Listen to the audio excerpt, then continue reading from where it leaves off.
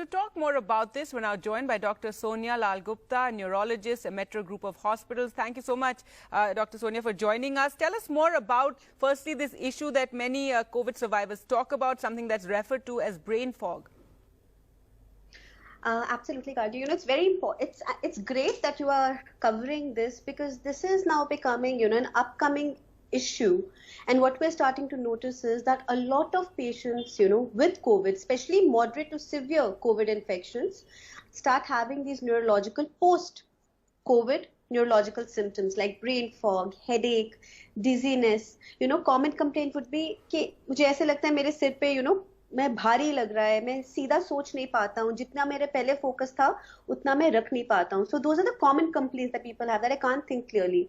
Now the reason for that is, there are 2-3 theories behind it.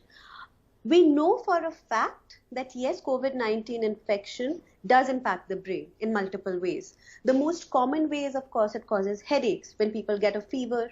It causes fatigue. It causes dizziness. Those symptoms are the common ones. Then anosmia, or the difficulty in smell that people complain about, is actually also a neurological issue. And what we have seen in some brain autopsies is that the olfactory tract, these are the group of nerves of the nose which are found in the brain, there is presence of swelling or inflammation as well as the virus.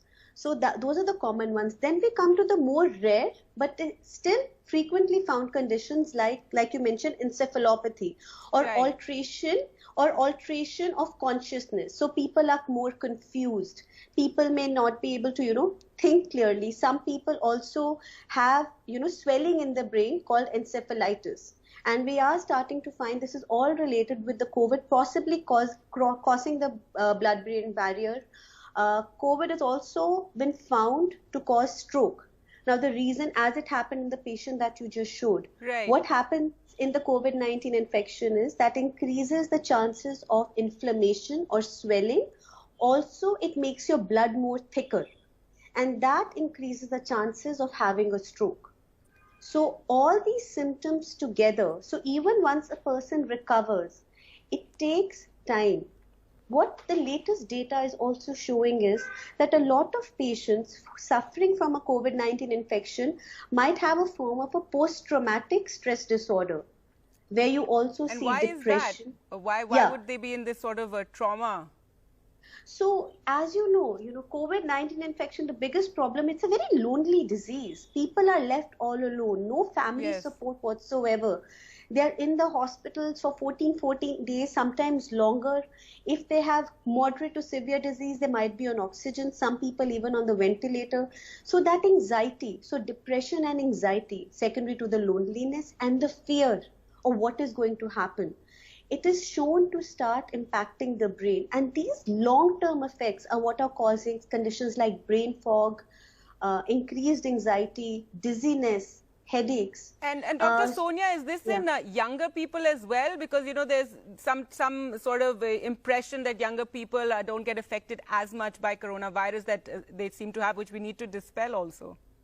No, absolutely. I think the first and foremost, everybody needs to understand COVID-19 infection can be severe in anyone. Yes, the elderly or somebody with an underlying chronic condition might be more prone to it, but younger people in no way can escape from it. We have seen a lot of young patients who are absolutely healthy also, who've had severe COVID-19 infections. So the young people are also prone to it. And Kargi, one more thing is, not everybody might have those severe symptoms, but brain fog or that inability to focus is seen in a lot of people who've probably also had a mild to moderate infection, possibly not that severe kind.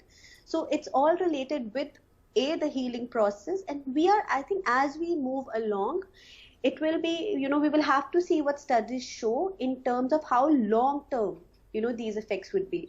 Another thing would also, and I think the last thing I would say is, the other thing is, now we have data showing that maybe there is a genetic predisposition in some people to have more severe infections as well as to get encephalitis, depending on the genetic components and how they respond to COVID. So I think when we bring everything together, hopefully soon we will have more answers, to how. That's right. Thank you so much, Dr. Sonia, for talking about this. And it's something that, everyone needs to be aware about, patients as well as their families. Thank you for joining us.